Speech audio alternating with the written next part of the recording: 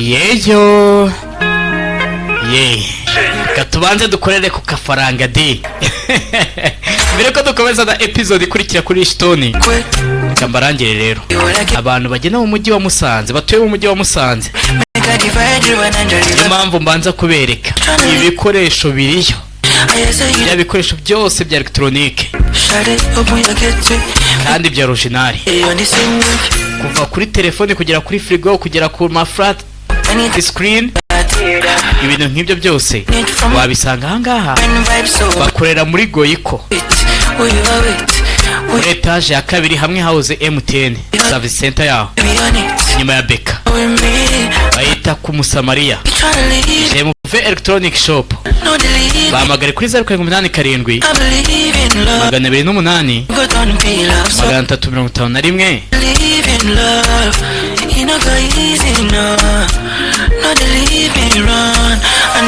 Barakurangira neza.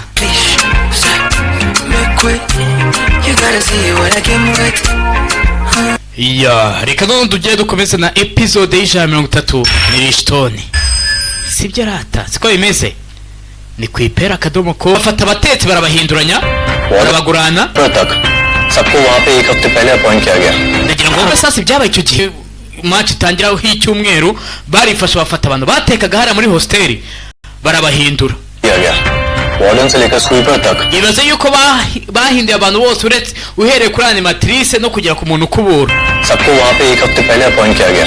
Ndetse abantu bose bari hariya mu gihe cya match ni abantu bari bafite akazi ariko batamaranye n'ukwezi, bari bakamaranye icyumweru. कारण के वफादार थे. Ndetse abantu bose bari bashyizwe hariya bari abantu b'indahemuka kuri Karani.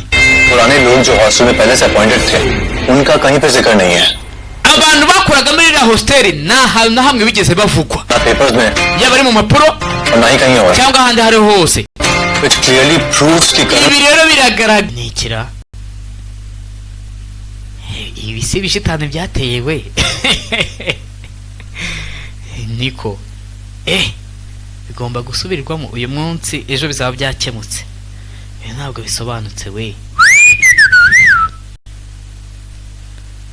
Hano kwiperuza ko bashaka ko zajya mbaha ibintu bitameze neza.